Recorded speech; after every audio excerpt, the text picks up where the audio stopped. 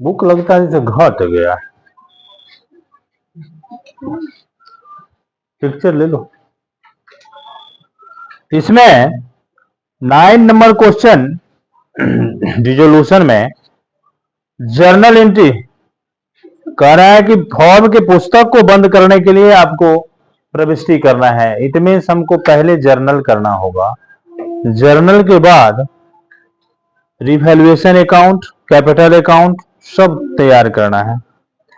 तो जर्नल करने के लिए जिस समय हम जर्नल का रूल्स लिखा रहे थे तो बताए थे कि एसेस्ट भाग में कैश या बैंक जो भी होता है उसको छोड़ के बाकी सभी एसेस्ट को रियलाइजेशन अकाउंट में ट्रांसफर करते हैं। तो यहां क्वेश्चन में क्वेश्चन का टोटल देखें कितना है, 58,500, जिसमें से बैंक कितना है, बैंक हमको नहीं लिखना है, बैंक है 12,000। 58,500 में से 12,000 को आप घटा लेते हैं तो कितना बचेगा, 58,500 में से 12,000 को घटा लें और पहला जर्नल एंट्री कर दें रियलाइजेशन अकाउंट डीआर। आप लोग जर्नल एंट्री के फॉर्मेट में बनाएंगे realisation account DR to all assets account.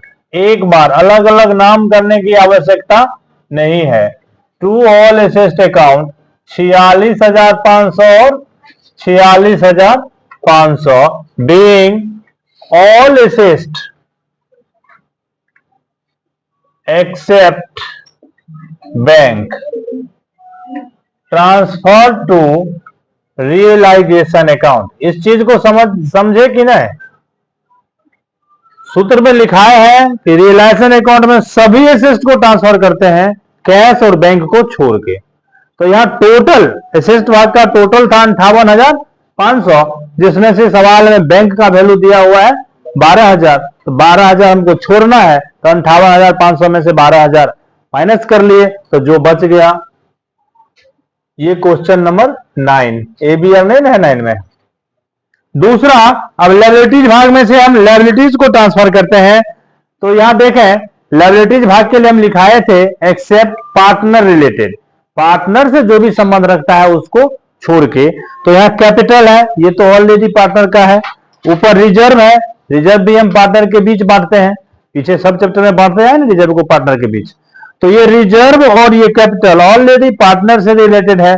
बचता है सिर्फ एक चीज, creditors.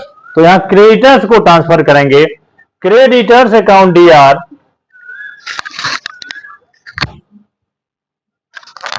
Creditors account DR to realisation account,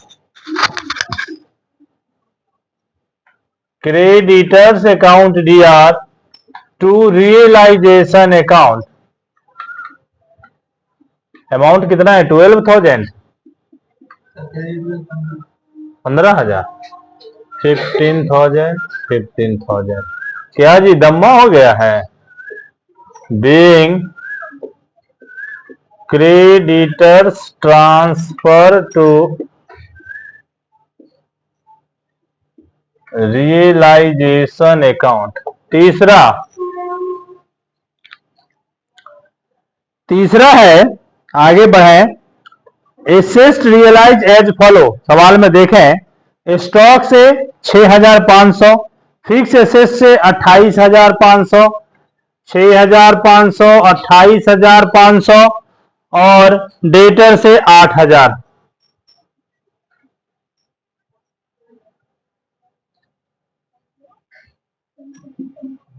कुल मिला के तीनों एसेस्ट मिला के 43,000 रिसीव हुआ।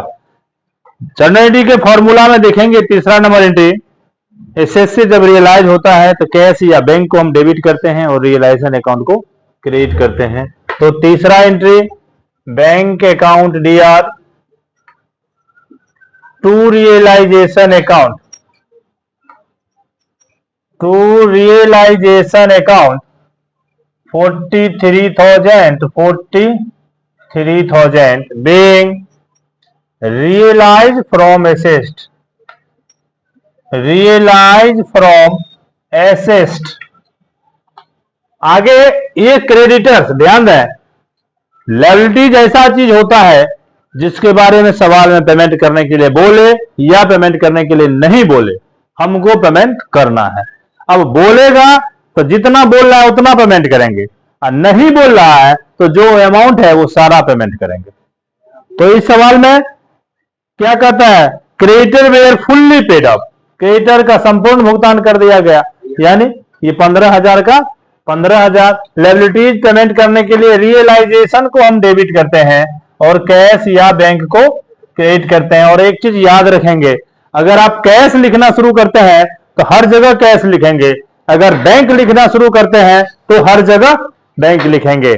वो खिचड़ी नहीं करेंगे, कभी बैंक कभी कैश। किसी भी एक क्वेश्चन में अगर पेमेंट या रिसीव करने के लिए कैश का यूज करते हैं तो हर जगह कैश ही लिखेंगे, अगर बैंक का यूज करते हैं तो हर जगह बैंक ही लिखेंगे। टू, यहां हम बैंक यूज किया है इसीलिए यहां भी बैंक ही लिखेंगे। फुल्ली पेमेंट यानी 15,000 और 15,000 बीइंग क्रेडिटर्स पेड ऑफ। अगला डिसोल्यूशन एक्सपेंसेस 1100 है, इसका भी पेमेंट करेंगे। Realisation account DR, realisation account DR to bank account 1100 being paid realisation expenses. इसके बाद ईमानदारी से एक एंट्री के लिए जगह छोड़ दें। वो एंट्री क्या होता है, हम जब रियलाइजेशन अकाउंट बनाएंगे तो उसमें जो प्रॉफिट लॉस आएगा उसको पार्टनर के बीच बांटेंगे, जिसके लिए हमको जनरल एंट्री करना है। तो एक एंट्री छोड़ दें जगह और बना दें रियलाइजेशन अकाउंट। रियलाइजेशन अगर फॉर्मेट नहीं याद है और जर्नल हमारे पास बना हुआ है तो जर्नल से लेजर जैसे बनाते हैं उसी रूल को ध्यान में रख के बनाएंगे। तो जर्नल से लेजर बनाने का क्या रूल है, जिस चीज का हम बना रहे हैं, जैसे यहाँ रियलाइजेशन बना रहे हैं तो यहाँ रियलाइजेशन डेबिट है, यहाँ रियलाइजेशन डेबिट है और यहाँ रियलाइजेशन डेबिट है, तो इसके बदले इसके साथ वाला को डेबिट में लिखेंगे। जिस चीज का हम लेजर बनाते हैं जनरल एंट्री में वो डेबिट में है तो साथ वाला को डेबिट में, वो क्रेडिट में है तो साथ वाला को क्रेडिट में, यही रूल होता है ना। तो to all assets account, all assets account 46,500 to bank account 15,000 to bank account 1100। इसके बाद देखें रियलाइजेशन, यहां पे क्रेडिट है, यहां क्रेडिट है, उसके बाद यहां क्रेडिट है, दो जगह रियलाइजेशन क्रेडिट है। तो क्रेडिट के लिए बाय बैंक अकाउंट 43,000 और बाय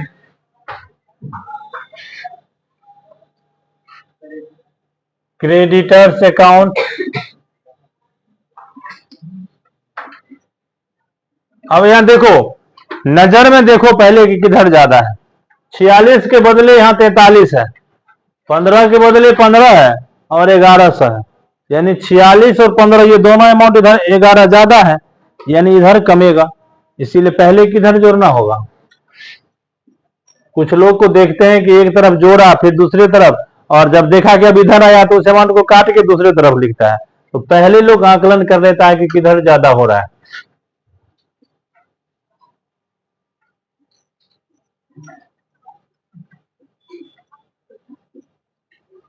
छोटे सर इसलिए तो हो जाता है, बड़ा में भी आप अमाउंट देख के तो देख सकते हैं। इधर मान लो 10 गो आइटम है, इधर 6 गो आइटम है, तो 10 और 6 के इंडिविजुअल अमाउंट के कंपेयर से तो आकलन कर सकते हैं ना कि किस तरफ ज्यादा आएगा किस तरफ कम आएगा।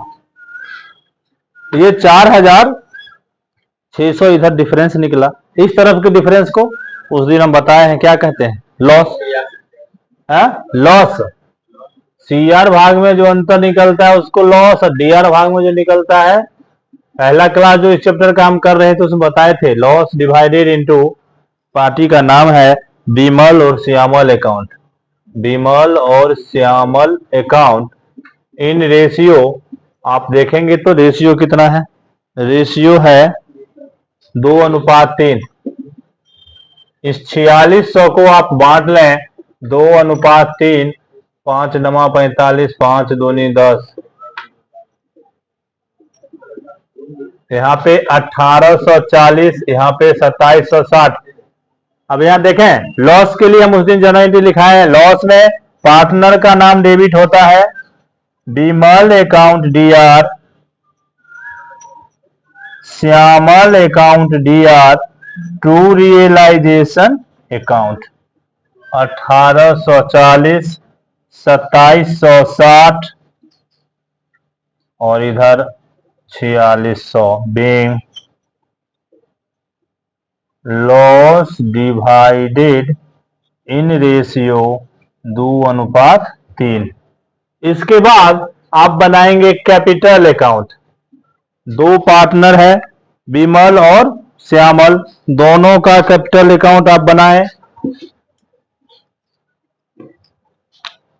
कैपिटल अकाउंट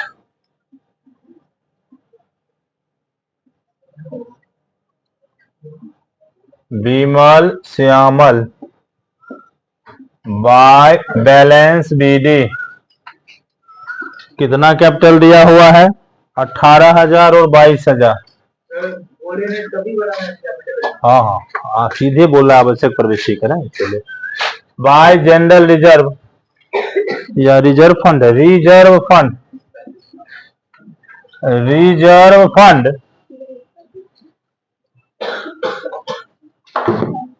3500 को 2:3 के रेशियो में बांट दीजिए। 3500 2:3, 5 7 35, 1400 और 2100। इसके बाद पार्टनर अगर एसेट्स लायबिलिटीज लेता तो वो यहां प्रभाव करता। टू लॉस अकाउंट 1840 और 2760 बैलेंस कर दें।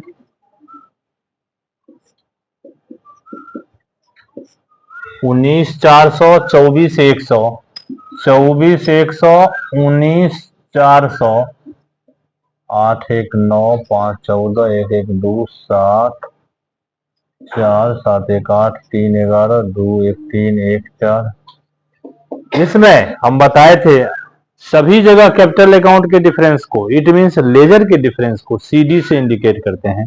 डिसोल्यूशन में कैपिटल अकाउंट के डिफरेंस को कैश अकाउंट करके लिखते हैं या बैंक अकाउंट करके लिखते। हाँ, तो यहाँ हम यहाँ पे हर जगह एंट्री में बैंक लिखे हैं, इसलिए यहाँ भी बैंक ही लिखेंगे और अब बना देंगे बैंक अकाउंट। अगर कैश का यूज करते तो कैश अकाउंट लिखते। संस्था में देखें बैंक का अमाउंट कितना है, 12,000। जो पहले से यहाँ नहीं जोड़े हैं वो चीज यहाँ आके लिखाएगा to balance BD, to balance BD 12,000। Bank यहाँ पे डेबिट में कितना है, 43,000, तो टू रियलाइजेशन अकाउंट करके लिखाएगा 43,000। बैंक यहाँ क्रेडिट में है तो बाय रियलाइजेशन अकाउंट 15,000। बैंक यहाँ क्रेडिट में है तो बाय रियलाइजेशन अकाउंट 1100। उसके बाद ये यहाँ इस तरफ है तो यहाँ सीजर बताए थे ना उस दिन, बिमल अकाउंट और श्यामल अकाउंट 17,560 और 21,340।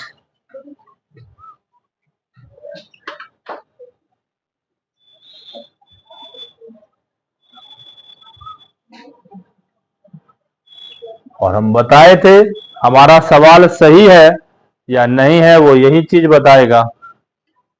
अगर ये नहीं मिला तो सवाल गलत है, मिल गया तो सवाल सही है। किसी से नहीं पूछना है कि सवाल सही हुआ कि गलत हुआ।